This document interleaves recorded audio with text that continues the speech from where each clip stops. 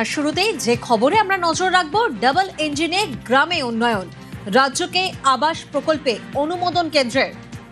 গ্রাম সড়ক যোজনায় 1000 কোটি। সোমরাজ প্রতিনিধি আমাদের সঙ্গে রয়েছেন, সরাসরি সোমরাজের থেকে জানবো। সোমরাজ, পালা বদলের বঙ্গে ডাবল ইঞ্জিনের বেনিফিট।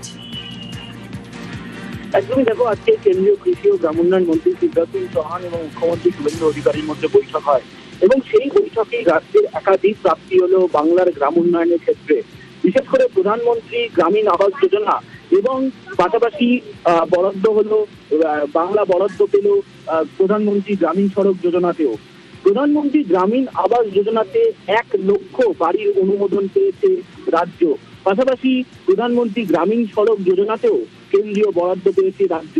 চলতি অর্থবর্ষেই এই অর্থ বরাদ্দ পেয়েছে রাজ্য।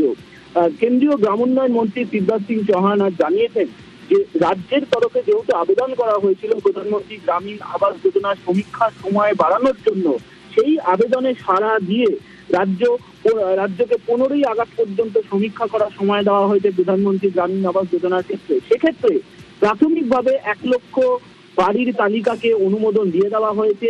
বাকি যে সমীক্ষা করা হবে সেই সমীক্ষার ভিত্তিতেও পরবর্তীতে অনুমোদন দেবে কেন্দ্রীয় সরকার।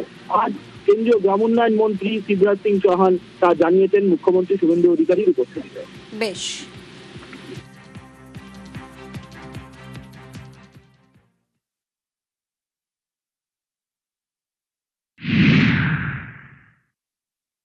প্রধানমন্ত্রী গ্রাম সড়ক যোজনার 2400 কিলোমিটার নতুন রাস্তার জন্য অনুমোদন করে প্রথম পর্যায়ে 1000 কোটি টাকা তারা আমাদের দিয়েছেন।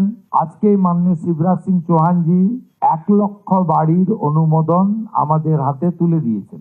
আর মাথায় ছাদের ক্ষেত্রে আজকে তো 1 লক্ষ বাড়ির স্যাংশন আমরা পেয়েছি এবং 20 জুলাই পর্যন্ত তালিকা তৈরির সময় ছিল। বর্ষা এবং ইত্যাদি দেখে আমাদের আবেদন মঞ্জুর করে 15ই আগস্ট পর্যন্ত বাড়ির তালিকা তৈরির জন্য তিনি অনুমোদন দিয়েছেন।